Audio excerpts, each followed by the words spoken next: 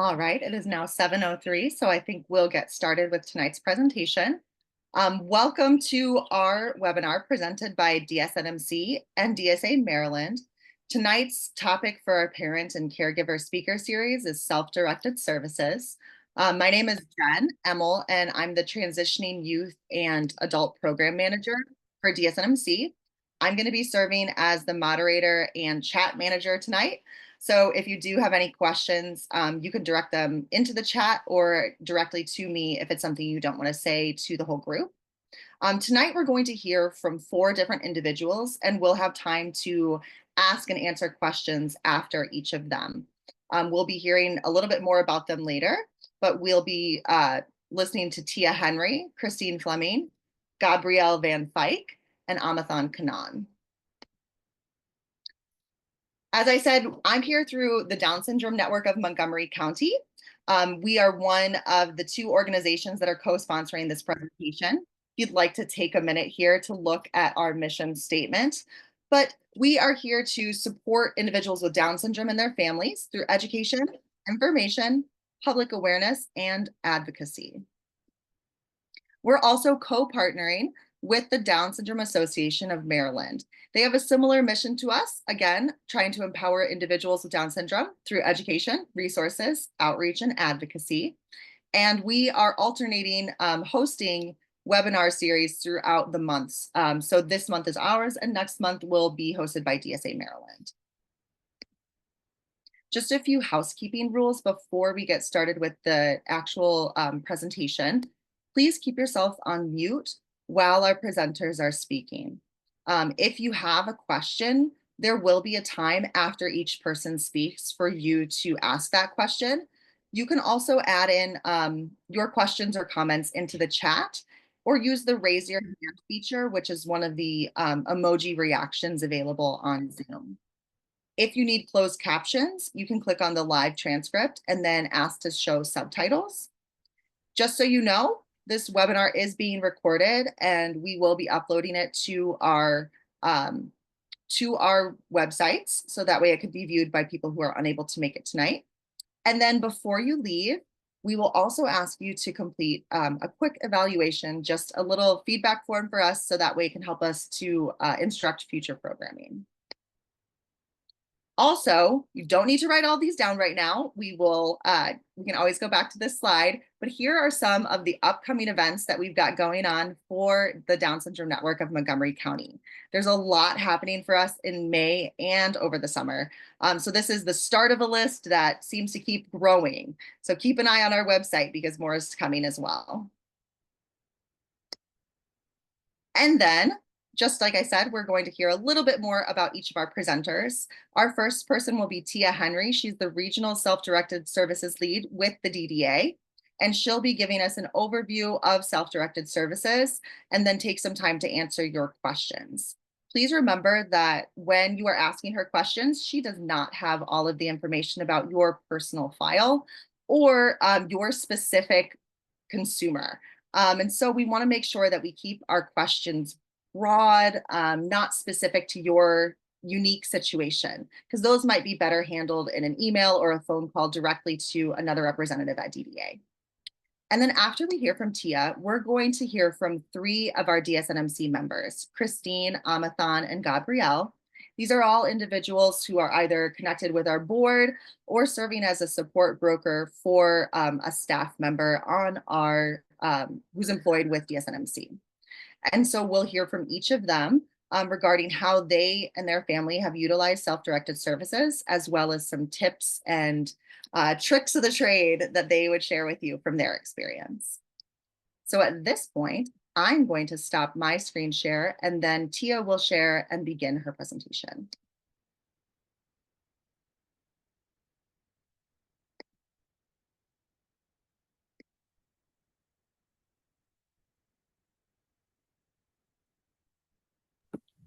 Good evening, everyone.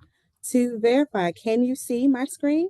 You can see the presentation? Wonderful. Yes. All right. So thank you so much for that introduction. As stated, I'm Tia Henry. I am the Self-Directed Services Coordinator in the Southern Maryland Regional Office of the DDA. And today I'm going to be providing just a brief overview of the self-directed services model. As stated, there will be time for questions, but any person-specific questions that you have, I can share I will share my contact information, and you can communicate with me after the meeting so that we can get into those specific areas. All right. And so this presentation, as I stated, will just provide a brief overview of the self-directed services model. There are a list of things that are included in self-direction, so you might not get everything, every jot and tittle of the model in this overview, but our website, the DDA website, has a self-directed services page that contains all of the self-directed services guidance, policies, and the self-directed services manual, as well as a comprehensive self-directed services training series. So if you feel that you still need some more after this presentation, there are a lot more resources available to you. This isn't the end.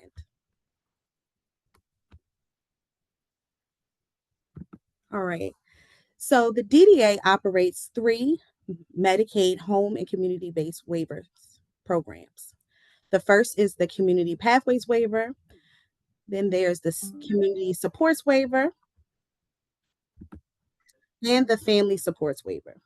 A Medicaid waiver program must be approved by the Federal Centers for Medicare and Medicaid Services and allow states to make exceptions to the usual rules. This means Medicaid and other home and community-based services can be provided in different settings and tailored to individuals with different needs or varying income levels. For those who qualify, these programs offer services within a person's home and in their community as an alternative to receiving them in an institution. To be eligible, applicants must meet specific technical, medical, and financial criteria initially and on an ongoing basis. All 3 of the DDA operated Medicaid waiver programs provide people with a choice of 2 service delivery models. One of those service delivery models is what we refer to as the traditional model, and that's a provider-based model where the person has the ability to choose one of the DDA licensed or approved provider agencies, and that agency will be responsible for providing the approved services to that person. But the second model is the self-directed services model, and that is what we're going to go into for the duration of this presentation.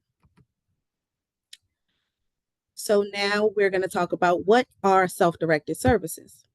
So the DDA supports participants' rights to self-determination, choice, and control to self-direct their services. Self-determination means making your own choices, learning to solve problems, and taking control and responsibility of your own life.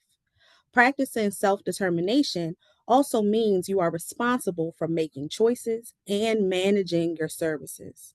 People with intellectual and developmental disabilities have the same right to self-determination as well as all people and are entitled to freedom, authority, and supports to exercise control over the things in their lives that are important to them to the degree that they desire. So the self-directed services model is, unlike the traditional model, it's person-driven. It gives the person, the service participant, choice and control over their services. Okay. And so we're going to go into what that looks like as we move forward through the presentation. So part of being in self-direction and that choice and that control, there are responsibilities that come along with that choice and control. Okay. So we're going to go into what those responsibilities look like. So participants who self-direct must be willing to take on the responsibility of managing their services. For services they choose to self-direct, the participant has several responsibilities, including the participants are the employer for the delivery and manager of their services. As an employer of their services, the participant must follow all local, state, and federal laws, policies, and rules. Participants are in control of a budget that is established by the Developmental Disabilities Administration. The budget is a fixed dollar amount for the purchase of services and supports available under the DDA operated Medicaid waiver programs. People in the self-directed services model are also responsible for hiring and terminating employees, vendors, and providers, and managing their services and supports as authorized in their person-centered plan. The people in self-direction, they set the wages and the rates for their employees, vendors, and providers within a reasonable and customary range that is established by the DDA, and they must stay within their budget that's authorized by the department. And so, just to highlight that, in the self directed model, remember it's about choice and control. So, people in self direction have a choice over who works for them because they have the ability to hire their own staff, and they have the ability, which is my favorite part, to terminate their staff if they're unhappy with the service that's being provided. And they have the ability to set the wages for their employees. So that's a part of that choice and that control that is available to people in the self-directed model. People in the self-directed model are also accountable for using their service budget to effectively meet needs and efficiently use public dollars. And they hire, train, supervise, and terminate their own employees.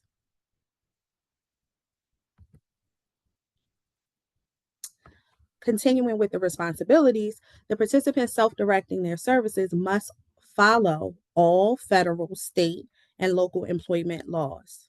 The participant must use Medicaid waiver funds responsibly, preventing fraud, waste, and abuse. Fraud is when someone knowingly deceives, conceals, or misrepresents to obtain money or property from the Medicaid waiver program, while waste is overusing services or other practices that directly or indirectly result in unnecessary costs to the Medicaid waiver program. Abuse is when healthcare providers or suppliers perform actions that directly or indirectly result in unnecessary costs to the Medicaid waiver program. The person self-directing must be in compliance with local, state, and federal regulations, policies, and guidance, in addition to requirements set forth in each of the 3 Medicaid waiver applications. Right. And so we went through a long list of responsibilities, right? So in self-direction, part of that choice and control, it comes with responsibilities that the person and or their team has to be responsible for, right? They have to fulfill those responsibilities, but they're not doing it all by themselves. There are supports in place to help people self-direct and be successful in the model. And so we're going to discuss those. So people who self-direct their services will have the support and access to case managers, or as we know them as coordinators of community services. And so the coordinator of community services, or CCS, they help participants apply for services. They help guide participants through the process of requesting self-directed services. They help create the person-centered plan, and they monitor how the services are being received and implemented throughout the course of the year. In addition to the support of a coordinator of community services, or CCS, One Self Direction also had the option to hire a support broker to assist with certain employer responsibilities. And so the support broker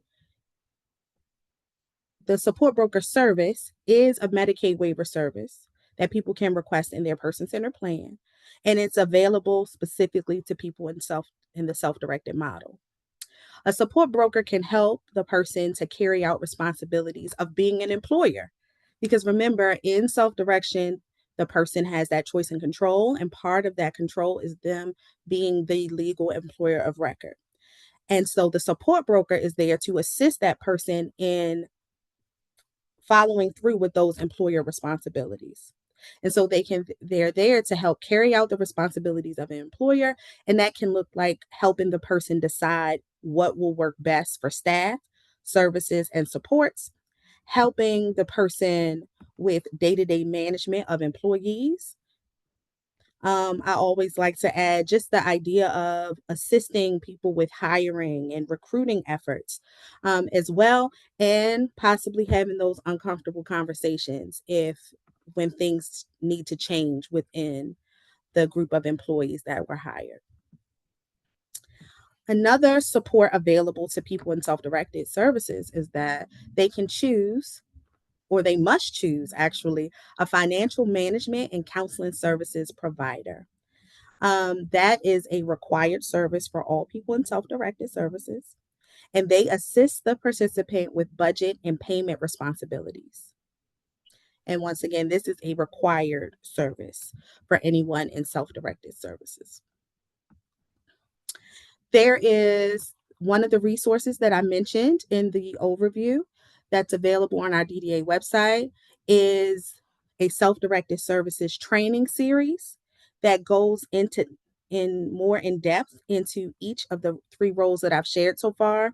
So once again, if you want to get more information about self-direction and the supports available, that training series would be a great resource for you to refer to after this presentation.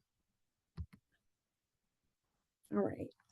So as I mentioned before, within the DDA Medicaid waivers, there people have the option of choosing between two service delivery models. I gave a brief overview of that already, but in the self-directed services model, as we shared, the participant or their designated representative, once again, assumes the employer and budget authority responsibilities, and they are the legal employer of record.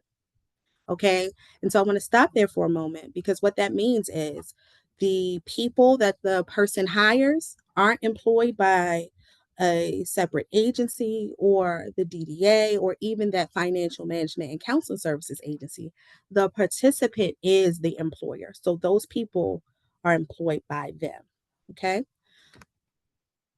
And so they have that authority, not just over in terms of who they can hire, which is employer authority, but they also have authority over ways in which the budget can be allocated throughout the year. So the two main authorities that differentiate self-direction from the traditional model are employer authority and budget authority. And we're going to go into those, defining each of those further in the presentation. Once again, self-direction differs from traditional because the traditional model, the services are provided by various DDA certified or licensed community providers, and the provider assumes all responsibilities as the employer of record.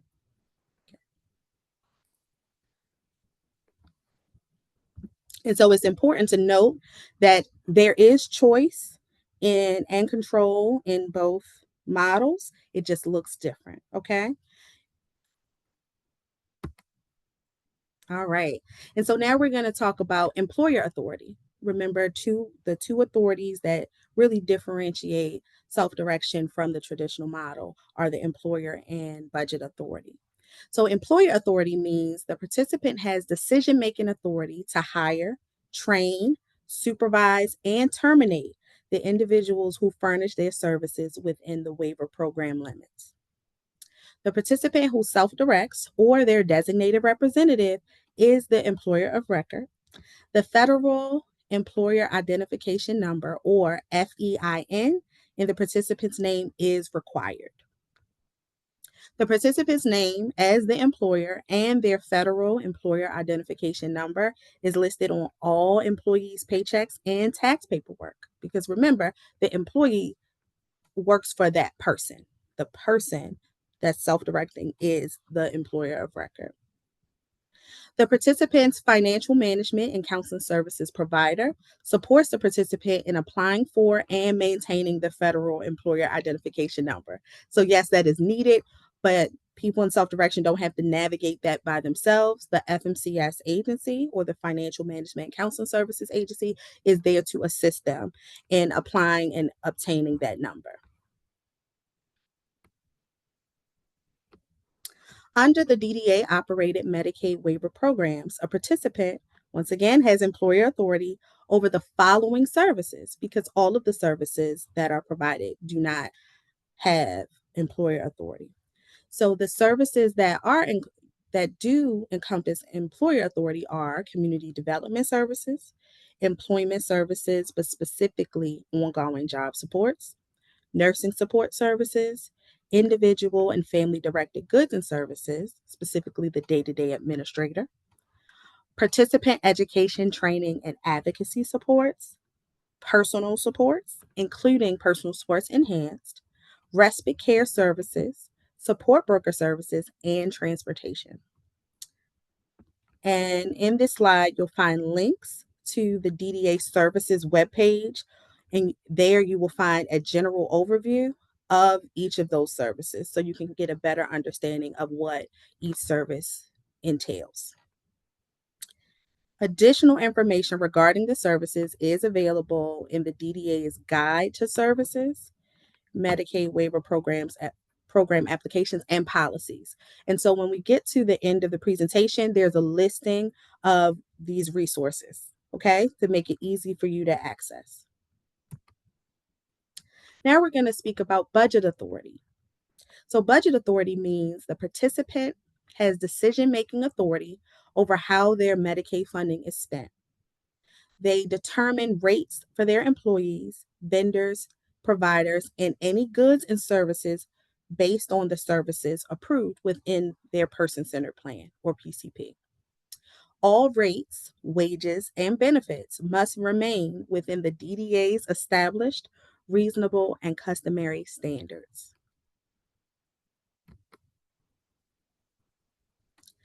Participants have budget authority over all of the services that can be self-directed.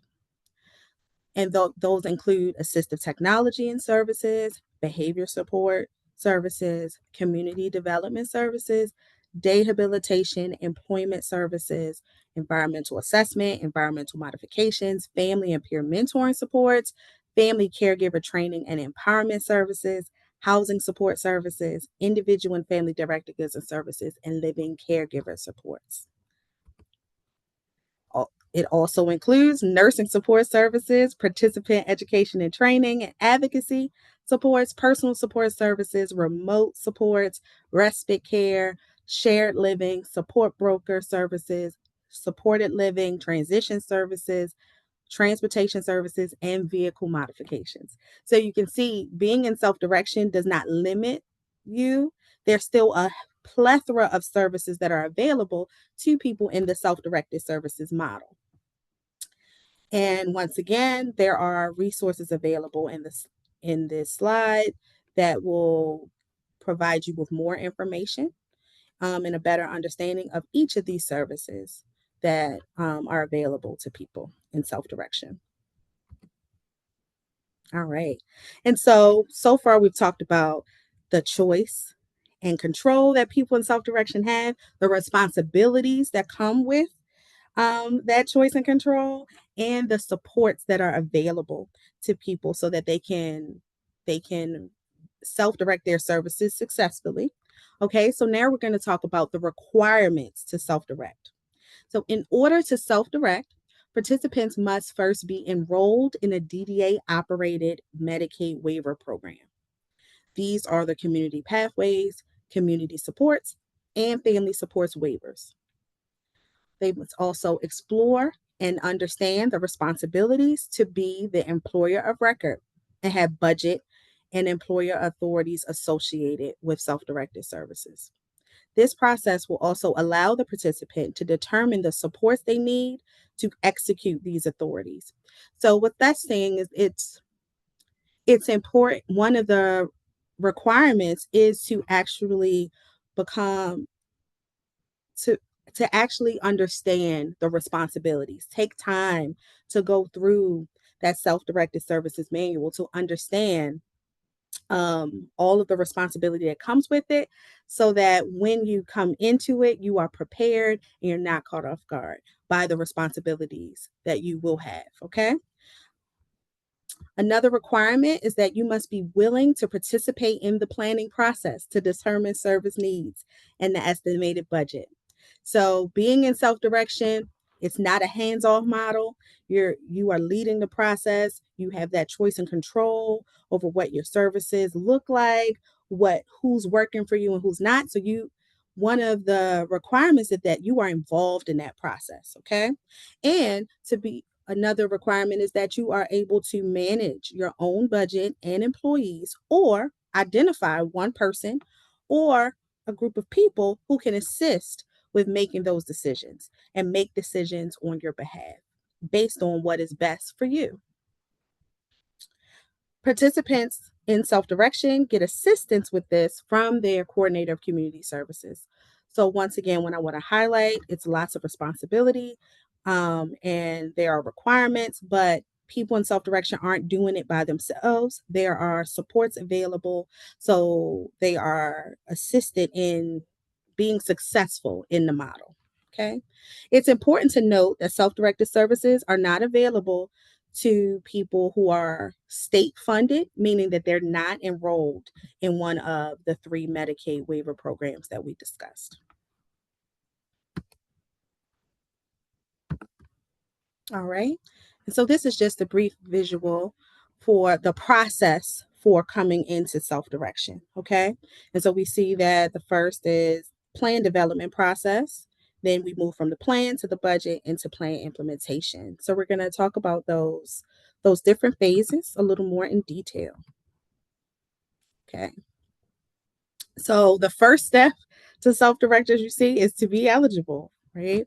So participants must follow the specific steps to begin self-directed services. One, being eligible.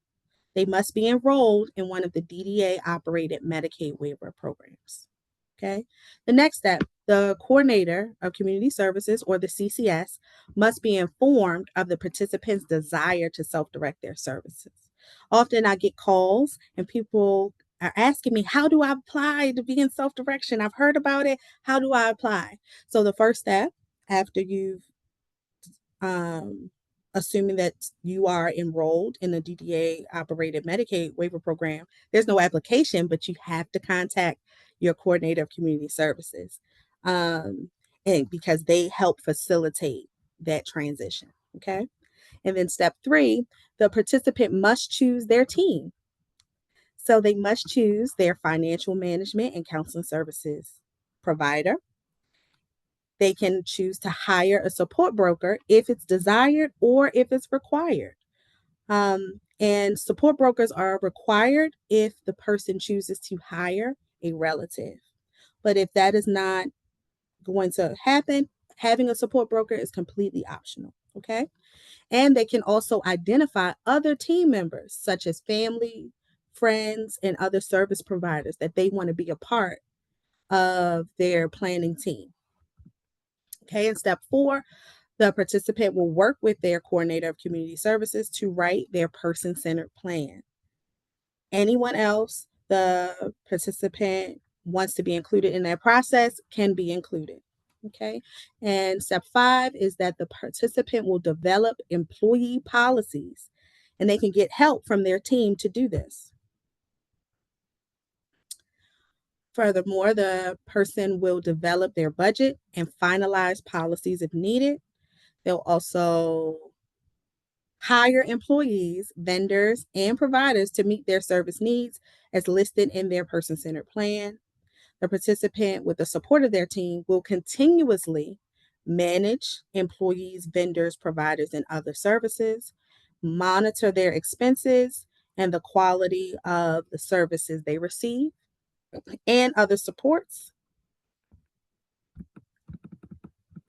And they'll inform their coordinator of community services if there are concerns or if their needs change throughout the course of the year. So once again, with step 8, what I want to highlight is, again, self-direction.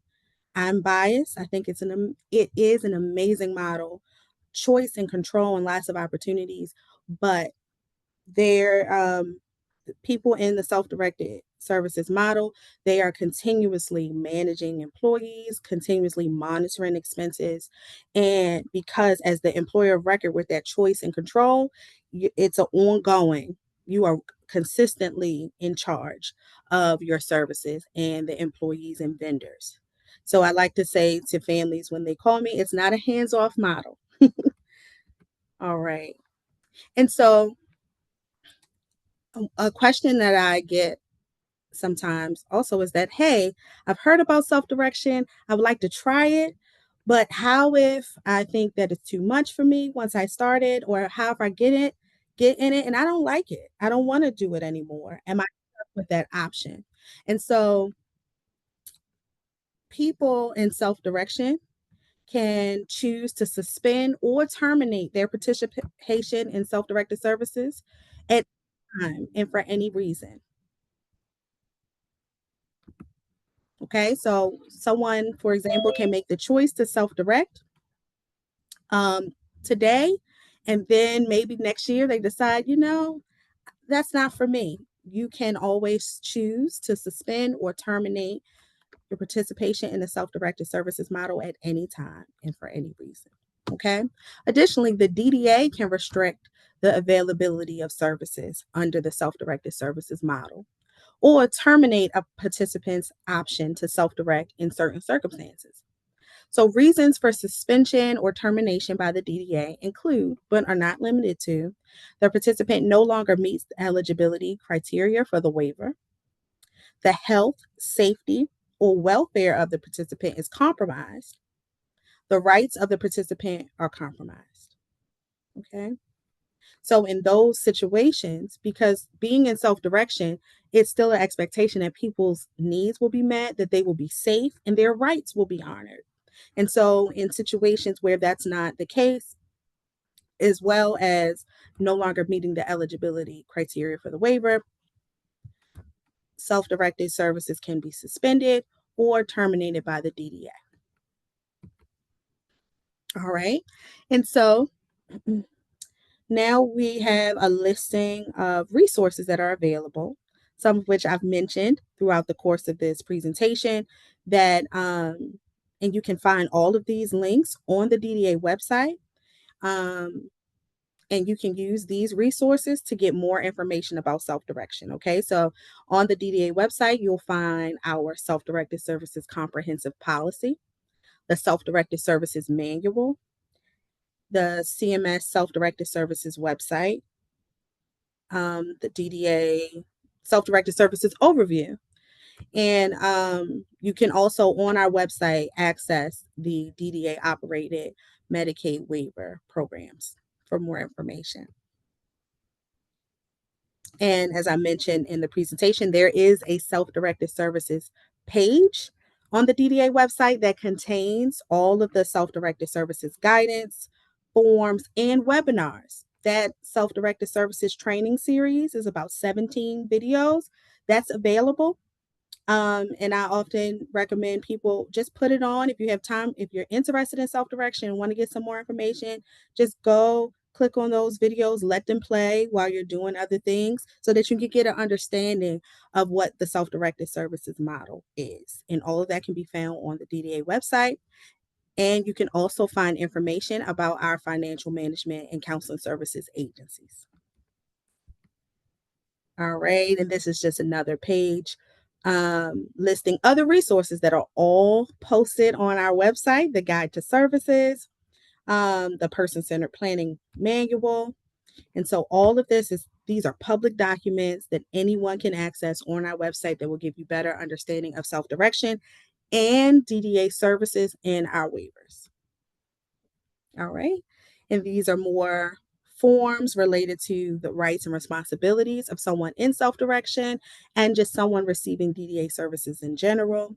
And there are resources easy to more in plain language using pictures and other methods so that everyone can understand what their rights are when they're receiving services from DDA. DDA, and it helps with that choice and control because now you know what your rights are. Okay. All right. And so, in summary, self directed services provides people with choice and control over how they receive their services and how they pay for them. Participants who self direct have budget authority over all services and employer authority over some services. Budget authority means participants have decision making authority over how their Medicaid funding is spent within the waiver program limits. And employer authority means the participant has decision making authority to hire, train, supervise, and terminate the individuals who furnish their services within the waiver program limits. Participants have many rights, roles, and responsibilities when self directing, including following labor laws as the employer of record and using public funds correctly. Participants can choose to stop using self directed services at any time, and the DDA can require the participant stop using self direction in certain circumstances. All right. And so overall, like I mentioned, I am a proponent. I'm a very biased advocate for self-direction. I think it's an amazing model. Um, but with all of the control and the options and flexibilities that come with it, it also has a lot of responsibilities, but there's support there to help people self-direct their services successfully. And so that's it. Thank you. Thank you for letting me share. Thank you so much, Tia, for your presentation. If you don't mind, we have a couple of questions that were in the chat. And then we'll also, just so everyone knows, we'll also have some time for questions after our three additional presenters give a few minutes each of their story. So first question is the support broker like a director of human services? And do DSPs receive 1099s or W-2s? Okay. So a support broker, because they help with those employer authority functions, they are similar. Some of the things that they do is similar to that of a human resources department or team. So they're there to help with recruiting and hiring, helping with the development of the employee handbook, helping. I harp on this one, but helping people to have, because who wants to have those uncomfortable conversations if a staff isn't providing a service well? But the support broker is there to help with those things. So yes, they do assist with those human resource related functions. Perfect. And the question, if you're hiring an employee, meaning you've hired you there's a service that you have employer authority for, that you can hire a person and you are the employer of record, that person would get the W-2. But if it is a vendor, that's when it would be, what is it, the 1099? And questions, more specific questions like that with the financial piece, our financial management and counseling services agencies would be the best people because they handle that. So with the question about the support broker, the financial management and counseling services agencies would be more like payroll. So the W-2 versus the 1099 is more of a payroll question. So any other like specific details with that, I don't want to lead you wrong about tax law and things of that nature. So the FMCS would be the best people to ask for that.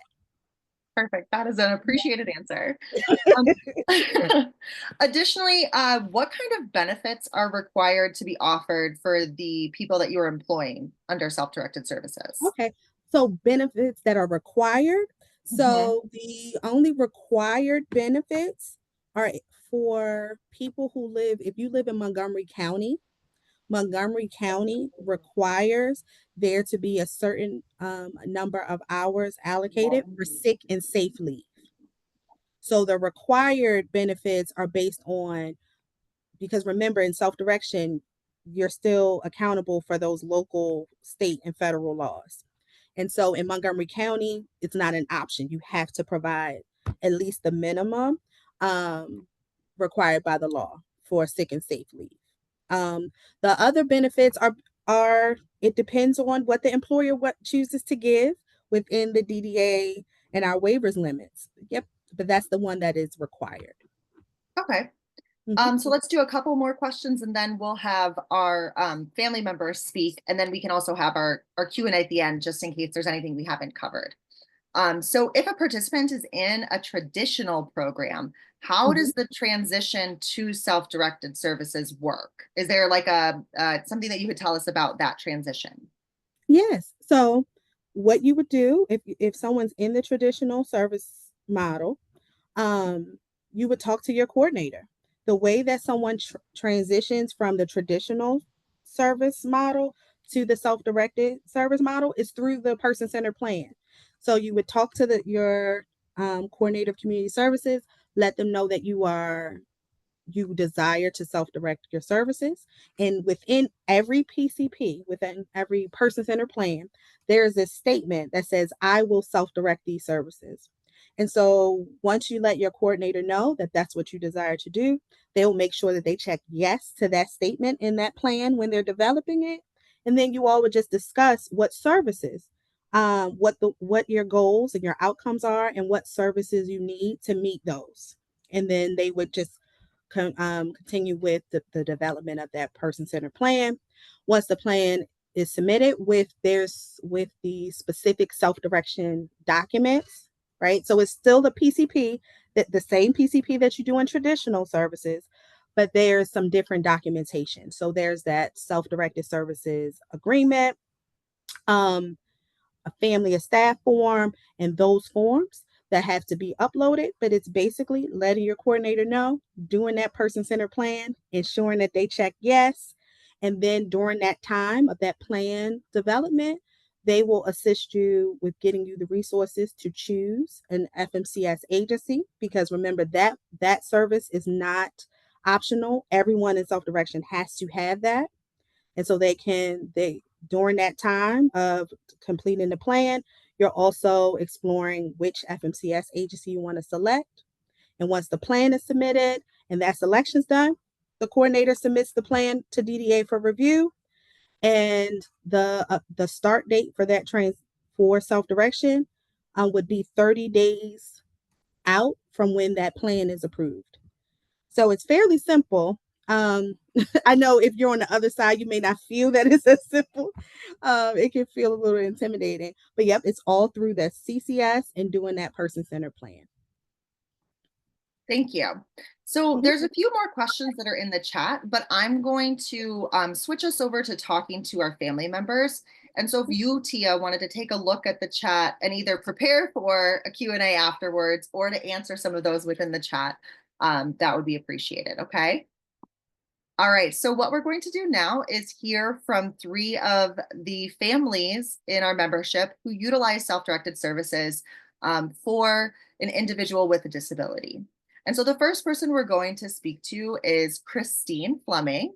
And Christine, if you could just give us an overview of who in your family uses self-directed services, maybe why you chose that model, and just some insights that you've learned. How do you use your self-directed services, or what do you think that other families should know about choosing this model?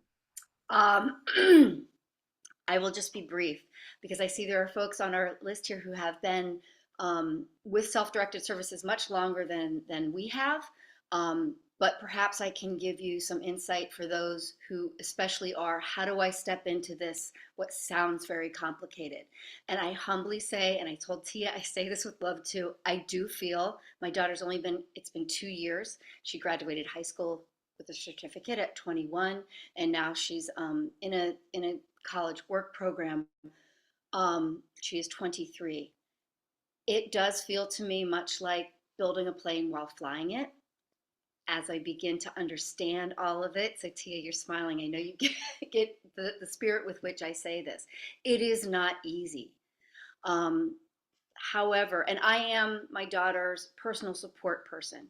I did not set out to be that way, but it was a lot to understand, and so I took that role on so that when I pass it on to a different employee, that I will understand what it is that Gabby needs, because and now I will wax philosophical. What Tia is saying is so very right. These choices are Gabby's, and it is very my daughter's. So it is really a work in progress from a parenting standpoint, and also from a how will these self-directed services be delivered to her with her choices and her wishes in mind. They are not mine. I can guide, but her choices are important.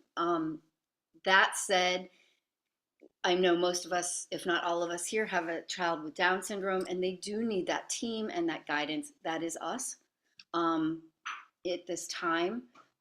Being Gabby's full time personal support means that I can be fired at any time. I have to remember that her choices matter. Um, I'm kidding a little bit, but it's sort of a mindset to have about it. Um, I think it's highly beneficial. I love the self-directed services, and for as hard as it is and complicated as it may be, and there are times when I've said, wow, wouldn't this have just been easier to try the traditional model? It certainly has had the benefit of allowing us to look at Gabby's life in a very distinct way, meaning hers. What is her life? What does she want? She still wanted to go to school. So there are seasons right now, and self-directed services allows this, where she's with a community development vendor, and then there are seasons when she's in school and I'm not there. And it sort of allows for both of those things to happen based on the choices of her life. I think I'll leave it at that. I hope that that gives a picture for those who might be wondering, how do I step into what looks like an incredibly complicated matter? I think it is important to those relationships with your CCS, your case manager, and your support broker, and all of that. Those are important, and important for my daughter to have a relationship with them as well, so that they can kind of see how this works when making her person-centered plans. I hope that helps. Absolutely. Christine, I had a question for you as a follow-up. As a parent or as a family member who's providing the primary support services, are there any additional like safeguards or additional hoops that you had to jump through, given that you're also part of Gabby's family? Tia can back me up on this. No, there's a mechanism that's already baked in, so that you can have family as staff, and there are things that you sign off on, and things that Gabby has to sign off on, in awareness of that, and in respect to her wishes and her needs. I hope that answers that. Tia, does that sound right? Yes, people can hire relatives, but just like you said, there are certain forms and certain limitations in terms of how many hours can be worked and what roles a family member can have and they can't. But yes, that is allowable, and there's a family of staff form. And in our manual, it describes and lays it all out. So that's something a lot of people in self-direction access. Right. And you do Wonderful. have to argue for why that works. An overly controlling mom might not be a good self-directed services or a support person. So when we know what she wants, I'm a good communication assist for Gabby. So that played in as like something that she would want. And we work to get her. We're trying to get her siblings boarded onto, and we have another person. We're as I said, building the plane while we're flying it. I see a future where this won't be all me. Thank you. So if you have any questions for Christine, we're going to hold those until the end, until we've also heard from our other two members. So just keep those in your mind or add them into the chat. So the next person I'd like to talk to is Gabrielle Van Fyke, and he is a support broker for one of our DSNMC staff members. So Gabrielle, could you tell us a little bit about one, your relationship, what's going on with the support broker situation, and then just any insights or information that you could share with families about the self-directed supports model? Yeah, definitely. So yeah, hi everyone. My name's Gabrielle, and as Jen mentioned, I am the younger brother of Adrienne Forsyth Korzenius, who works with DSNMC. I'm also his support broker. But maybe let me start off with just a little bit of information about Adrian. A lot of you, I assume, know him, but just in case you don't, he is in his mid 30s. I guess he's what you would call kind of a mid-career professional. He's an advocate, he's a communicator, he's an event facilitator, and he currently has two jobs.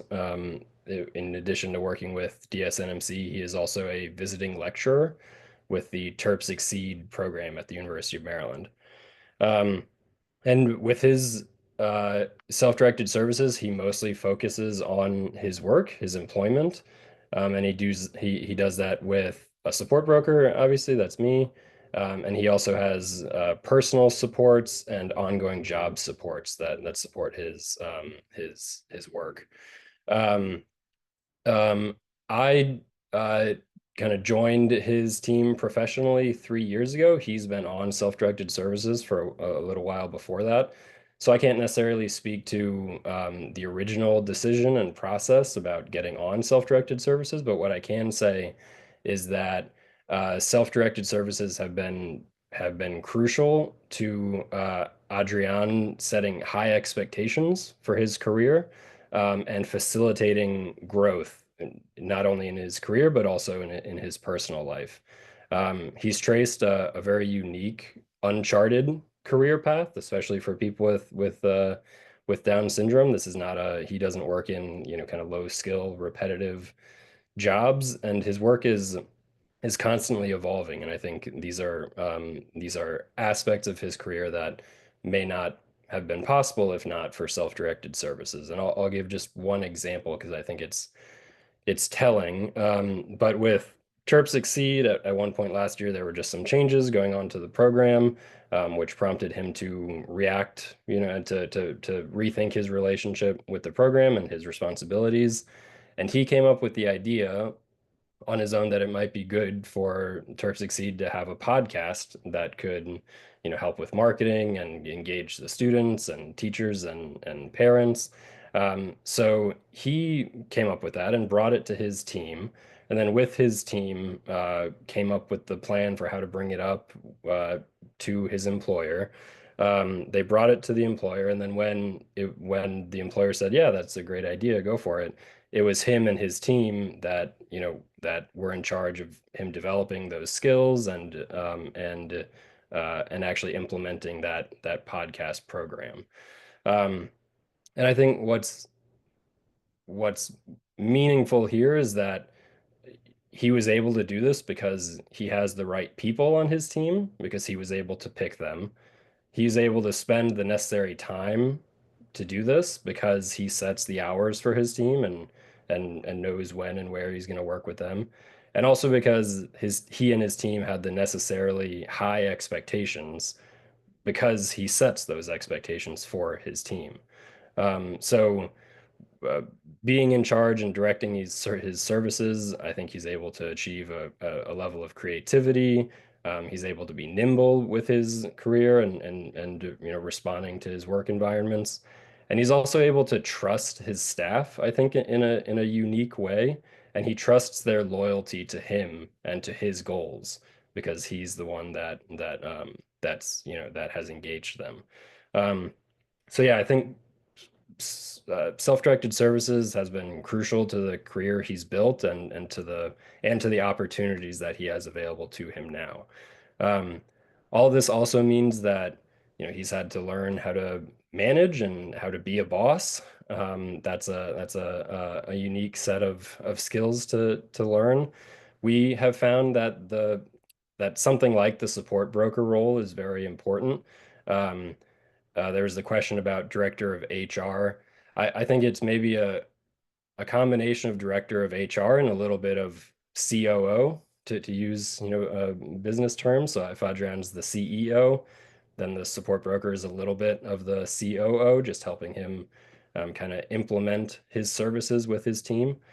Um, we found that developing clear, straightforward processes, standard processes, is very important, and also being clear on how and when to change those and what the process is for changing the processes. But basically, just being very clear with all of those things.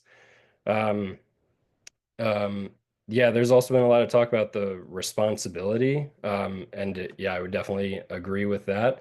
But I think the way I would translate that maybe for folks on this call is it takes a lot of time.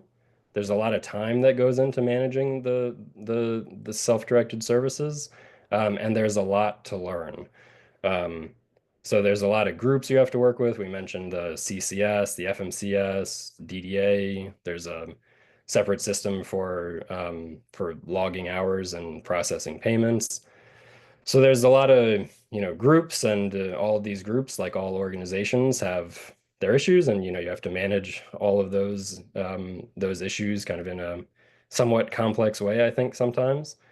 Um, Rules change, rates change, budgets change, and keeping up with those is often a lot of work. And for example, I was more involved and paying more attention than ever to the state legislative cycle this year because there were a lot of impacts to DDA and to self-directed services. So there's a lot to stay up to date on. And just as one example, I've worked for Adrian for 3 years now. Each year, we have had an issue getting his person-centered plan and his budget approved on time. The first 2 years, we did not have a dedicated CCS. So that made it very hard to navigate the process. And this year, there were some other issues that maybe I don't need to go into in too much detail, but there are issues like this that do come up and do take a lot of time and effort and knowledge to work around and to overcome. Um, so yeah, there are some obstacles, but overall, I think this program has really allowed him to have the kind of career that he really wanted. So Thank you so much, Gabrielle. yeah, So you're right. I think maybe save some of the tragic moments there, and people might have questions. That's okay. We can save those to the end. sure. And so I also wanted to then ask Amathan Kanan, could you please let us know which of your family members is utilizing self-directed services? And similar to the other two members, just maybe why did you choose this? Did you consider anything else? And then do you have any advice or tips for families considering self-directed services? Sure. Thank you very much for this opportunity. Thank you, Ms. Henry, for this wonderful presentation. For Hari, me and Vidya have 2 kids. Hari is the older one. Hari is 23 years old, and he has Down syndrome. He's the one we're talking about here. Hari was on DDA waiting list for many years, probably 10 plus years. Sometime when he was 8 years old, somebody said, "Oh, did you put him on DDA waiting list?" And so, what is that? So that's how it started. But we were on the waiting list for 10 plus years, and when he was 18 years old in 19, Hari got approved for family support waiver. That's the first opening of that. And it was for a very few hours a week. He received personal support services to begin with. Since then, he has gone through transition year, and now he's on a community supports waiver. That's the middle one in Ms. Henry's presentation, the green one, if you remember that. Since then, he currently receives personal support services, community development services, employment support services, and housing support services. When I say all this is not in we're not getting everything in that. It just, bits and pieces of each one. So I'll just briefly go over and then address the 2 questions and then, conclude my presentation. For housing support services, Hari receives support from Jubilee. Jubilee has helped Hari on the waiting list for various housing vouchers. He's not on any voucher. We haven't gotten the voucher yet, but again, there's a list for that, and we're on the waiting list. And the Jubilee is helping us to be on that list and look out for any other housing opportunities come. So we are receiving services from Jubilee for that.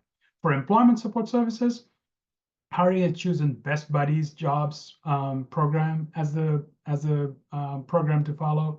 He's currently receiving job support through DOORS. So employment support through DDA hasn't kicked in yet, meaning he hasn't really gotten a job and utilized that services to go train in that job or something like that yet. But he's still in the process of working with Best Buddies for a possible job opportunity. He currently does work as a part-time as a Taekwondo instructor on his own. He has been doing it for a while in the same place where he learned Taekwondo. So that's outside that. And for the community development services, Hari chose ILO, the Integrated Living Opportunities, at the nonprofit around this area, which provides services. They don't provide the support services. You bring in your staff, but they manage it for you. They look after for you. They oversee the program for you. So he's in that. Again, we're waiting for, these are all, the ILO, for example, we cannot proceed until the housing voucher is received. They're waiting for that, and this is waiting for that. So it's all in kind of a limbo mode, but that's where we want to go. So when he gets the housing voucher, we'll be working with ILO. ILO will be overseeing his independent living. For personal support services, Hari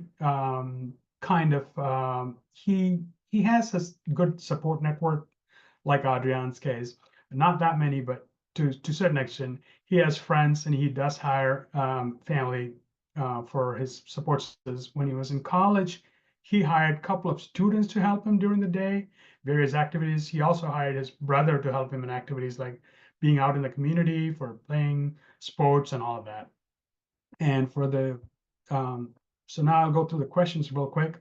What led your family to choose self-director services? That's really an easy one for us. This is the first one we picked up. We haven't tried the traditional model yet. And so far we are very, like everybody said, this is a learning process. It is a lot of learning, and it's definitely, I would say, complicated.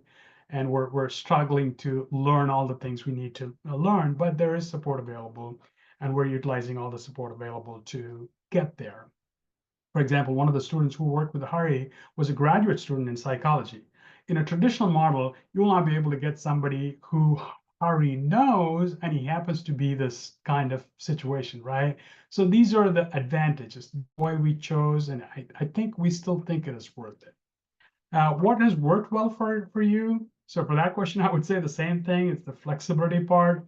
Hari, one of the girls worked with Hari, knew him from the college. So this is kind of a situation where it's like a win-win situation. Hari thinks that girl is not an employee. She's his friend. But in reality, she's actually an employee and working with Hari. So it's kind of a win-win situation. Psychologically, at least, he thinks that it's a peer person. I'm comfortable working with that person, and that model works, and that's one of the advantages, I think.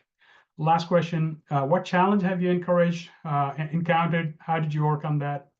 It's a lot to keep up with the changing laws. I think that's the changing procedures, at least, if not laws, requirements. It takes a bit of effort to set up all in the beginning. So expect more paperwork, learning curve. When you start the self-direction model, there's ongoing work involved in managing personal timesheet, invoices, working with your FMS, working with your support broker, and all of that. This team has to be, person-centric, meaning Hari-centric. So it might take a while to figure out, the exact model or exact team. When that sets, it is very helpful. We have a support broker who has helped us with some of the things during the past year, for example, going through the annual budget, working with the vendor invoices, and etc. So that's definitely helpful. So I would suggest take all the resources Ms. Henry was talking about if you're considering this model, and be prepared for a lot of paperwork, a lot of learning.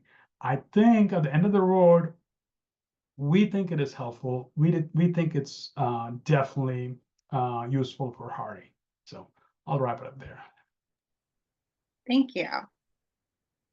All right, so at this point, we are able to take questions. So these can be questions, again, for Tia, as well as any of the other presenters, and you're welcome to either raise your hand or write into the chat. Tia, I know that you had talked about this a little bit, but someone had asked, like, what is the timeline between putting together that person-centered plan to actually implementing your budget and getting services? So maybe you could touch on that a little bit while other people write in questions. Perfect. I should have just waited for you to ask. I was busy typing away my answer.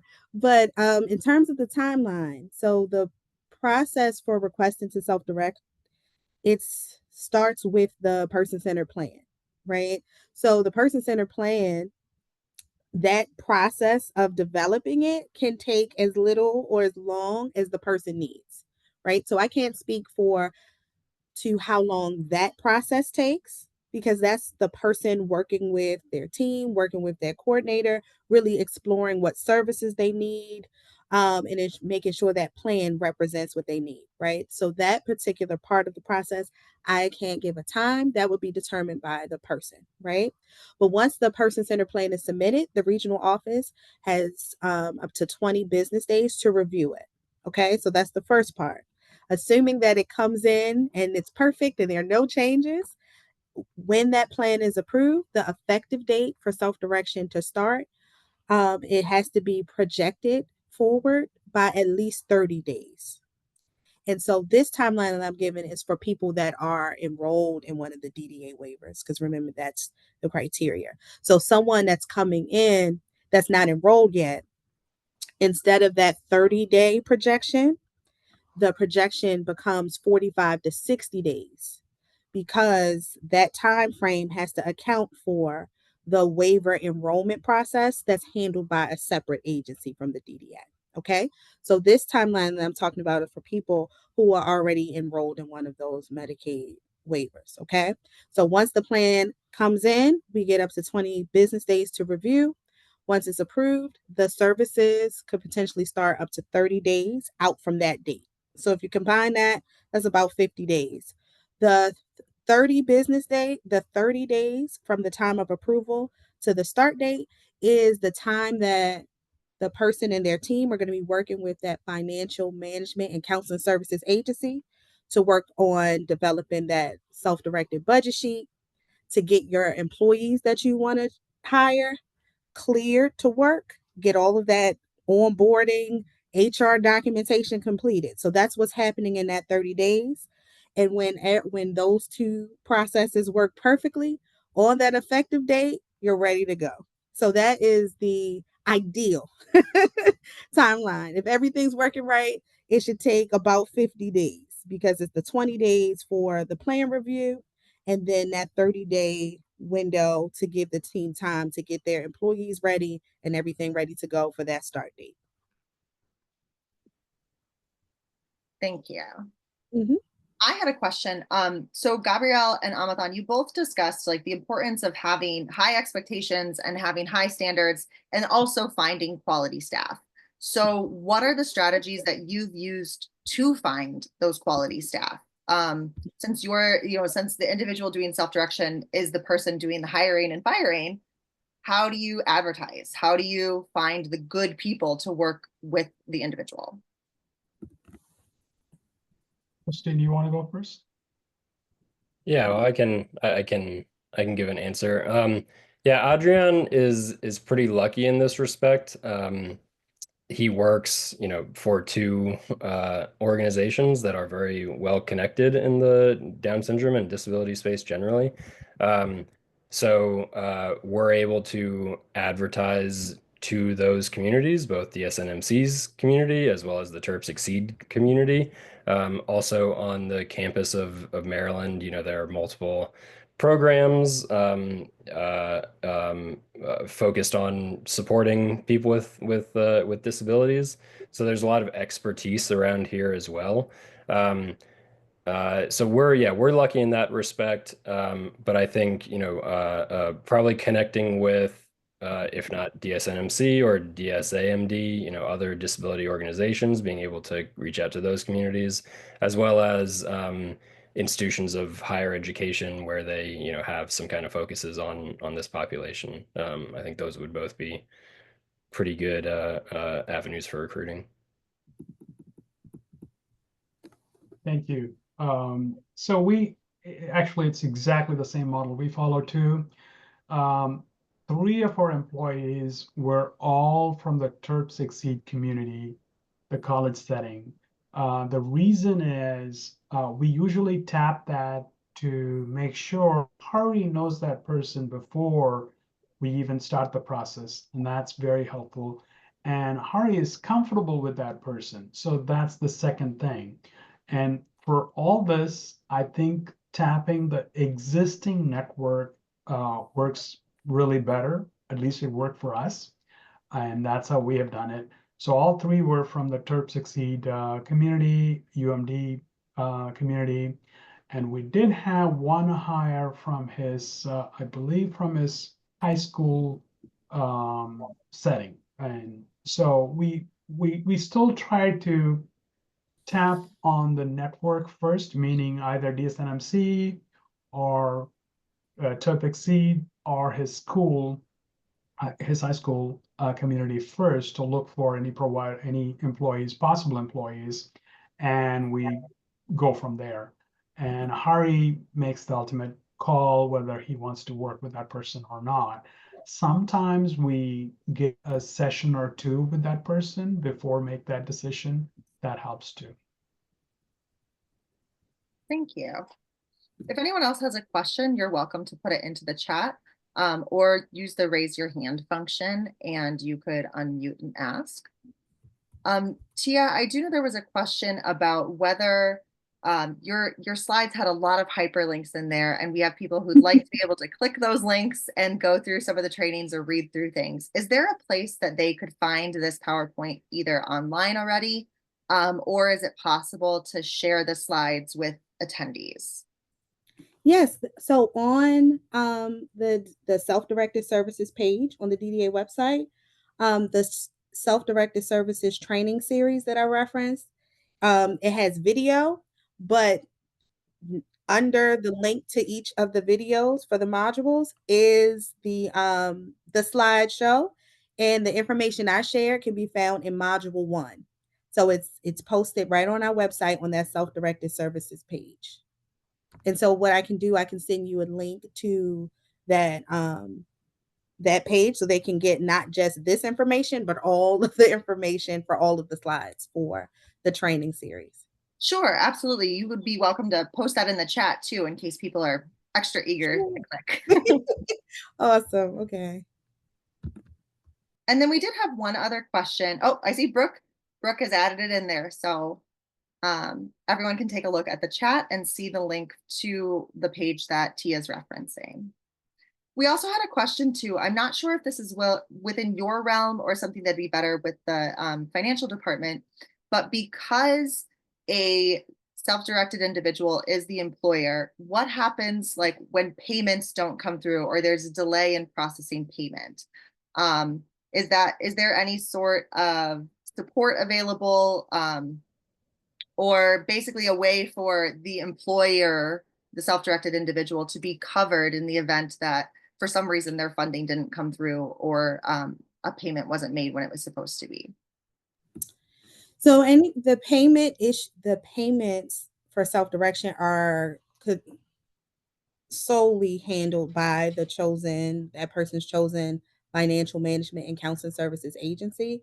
But in terms of the greater question of what happens if you're having challenges with the agency that you've chosen, or you need help getting the customer service that you need from those agencies, in those instances, the DDA, there is a FMCS program manager that follows up about those complaints. And so typically what people do, they share those with the region, and then I forward those to our FMCS program manager, and they meet with the FMCS agencies regularly. But in terms of like more of the detailed person-specific pieces, that would be handled by the FMCS, because the FMCS are supposed to be providing people with customer service and assisting in solving um, challenges that come up.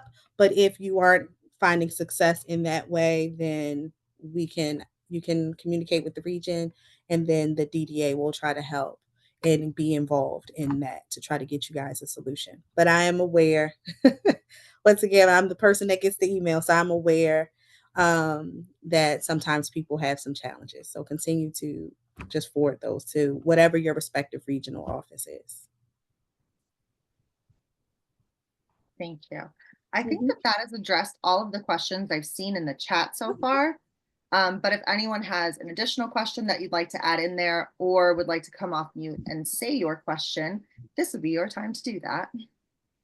I have a question related to just looking down the road when my child turns who is currently 16 and turns 21, and just thinking, just long term. Christine, I hear that you're like the DSP right now, and Gabrielle, as a family member, you're the support broker, and then Amathon with the different roles that you and your family are taking.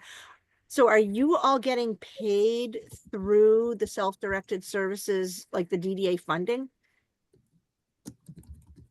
Yes. Okay. Yeah, yes.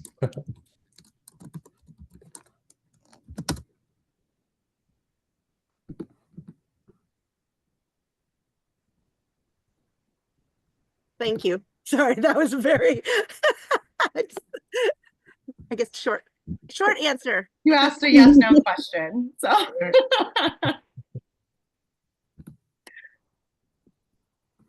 And for our panelists or for Tia, is there anything you have thought of within the past couple minutes that you'd like to make sure we share before we end tonight? Some final words of wisdom.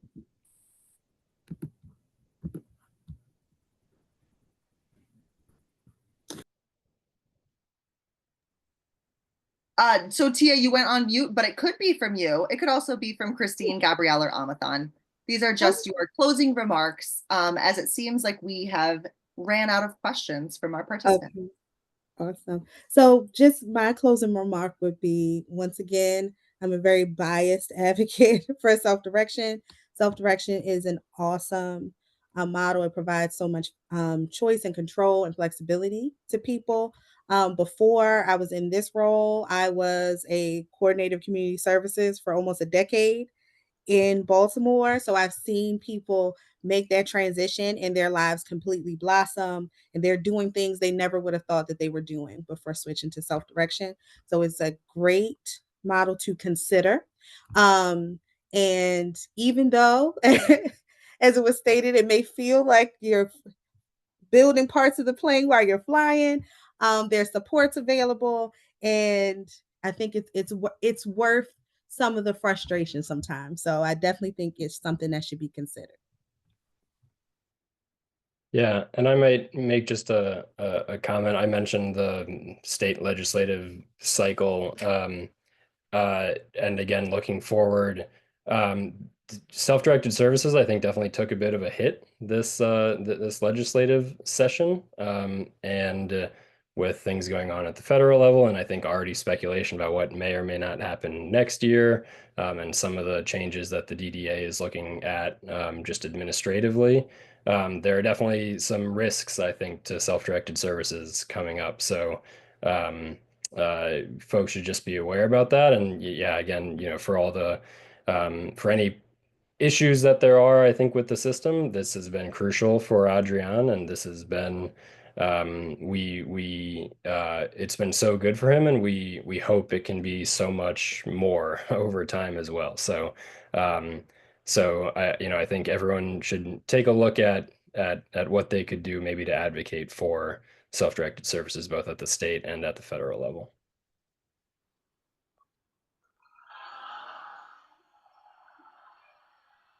Yes, Christine. Yeah, this is both a piece of wisdom, but more a question for Tia, and hopefully that I'm doing this right.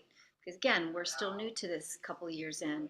But what I've discovered, the most meaningful piece of this has been that person-centered plan, and having to sit down and figure out what is a meaningful day, what is a meaningful year, what is a meaningful season for Gabby, and then what does she need to do those things? How is she going to do that? That said, what I mean by season is it does change. And I do find it, Tia, it seems to have been okay along the way to change, as the year has gone. When we started, Gabby was not at school yet. So we ended up with a year where by the time we hit fall, that meaningful day we had planned in the spring was completely different. And easy for DDA, my hours dropped. But so that worked out. And again, being her employee made it easier for me. That's no sweat off my brow. But I would have had to have looked into that if it were someone else, that they might have lost those hours. But how do you manage changes along the way? Big changes like that, big schedule changes of person-centered plan. Well, like you said, there's an understanding that all of our lives, they change. They're not just static for the rest of our lives, right? And so people have the ability to revise their person-centered plan, request services. Maybe let's say, like you said, maybe some things happen and at one point you needed a lot of hours of a specific service and very little of another. And now life has changed and you can make some of those changes. In self-direction, you can still do a revised person-centered plan as things change. And with those service requests, there's certain documentation that's provided, but people can always, if there's a new need or changing in circumstances, the coordinator can always assist in submitting a new plan to reflect that change. And also, it was beautiful to hear because I rarely get to hear someone refer to like the planning process in a positive way, and how important it is to take that time to like build it up and think it through. So that was just really encouraging to hear from you. But yeah, people's lives change, so it's expected that you may be submitting a revised PCP as time goes on. So that's expected. So I have a question about the PCP.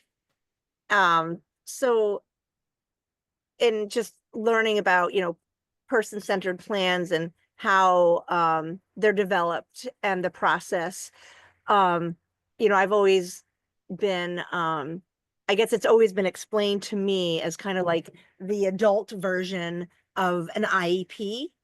And is that correct? And but does it how often do they get reviewed? Or is it just, because like with an IEP, under the requirements, it's like every year, at least a minimum of every year. And so with the person-centered plan, how does that work? So with the person-centered plan, it's updated annually at minimum. So there's an annual plan, and you have to do a new one every year. Okay. But to Ms. Fleming's question, things may change during the course of that year. And so people have the ability to submit a revised person-centered plan during the course of that year. So at minimum, a new plan is submitted annually. Okay. The plan, that planning process is led by the person and their chosen team or their designated representative. So it should not be a process where professionals or other people are saying this is what you have to put in it, right? It's led by what are the person's goals, what are their outcomes, what are the things that they want to work on in their life, and then what DDA services would be needed to assist them in meeting those goals. So that's what the planning process looks like on the DDA side. And then in terms of self-direction, the budget is generated from that PCP. So there's a separate step after that plan is approved. That's when the team gets together and they do what's called that self-directed services budget sheet, where you start to pinpoint so for these services that I need, right, to help me achieve these outcomes and meet these goals, this is how many staff for this particular service I'm going to need. and this is how much this staff is going to make and things like that.